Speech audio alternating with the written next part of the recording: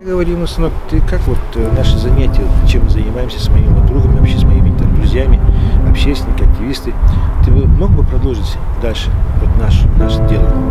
Он сказал: да нет, отец, я хотел бы быть просто простым, очень простым человеком. Я, говорит, не хочу всего этого, я просто хочу жить, как все люди живут. Ну вот я это часто вспоминаю и думаю, не получилось у него быть простым человеком и жить, как все люди живут.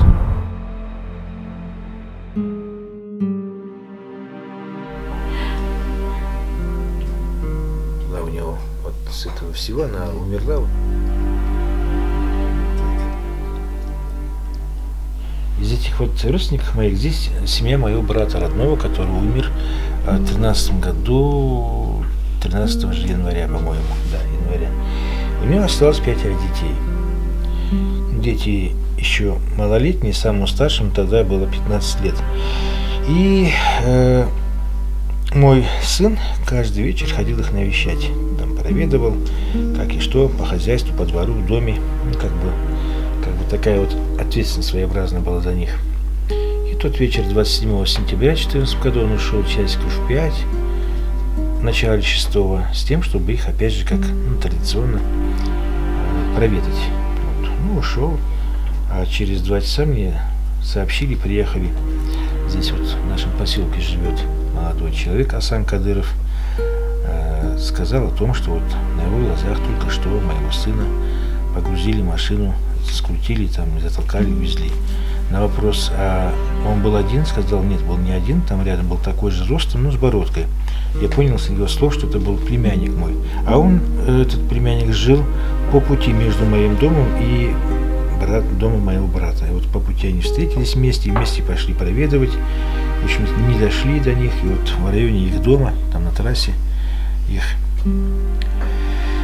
группа работников российских спецслужб остановили, скрутили, загрузили машину и увезли. Это мой старший, он не имеет отношения к последнему похищению. Это, опять же, племянник, это не все.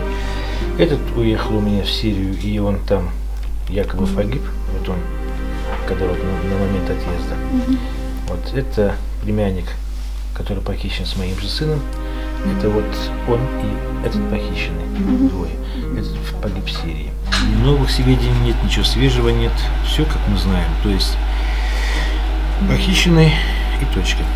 Есть версия, это как бы еще 2 источников из спецслужб.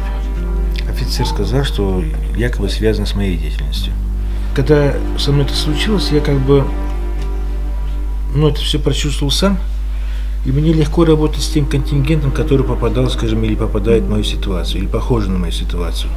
Одним там, скажем, нужно говорить, дескать, там, держитесь, да не бойтесь, да что-то еще, потому что, они как бы понаслышке знают о проблемах, но я о них знаю не понаслышке. Я как бы сам в процессе в этом пробыл и сейчас пребываю, и поэтому мне легко работать с кем-то, как бы, как хотите понимать, скажем, как подопечным по правозащитным, скажем, если нужно, как психологу, то есть как угодно, во всех как бы, то есть комплекс мер, я знаю, что делать с человеком.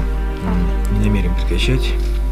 Думаю, что опыт, который есть у меня, знания, нужно с этим работать. Мы же не на рынке, чтобы, скажем, вот моих вернули или не вернулись, я прекратил.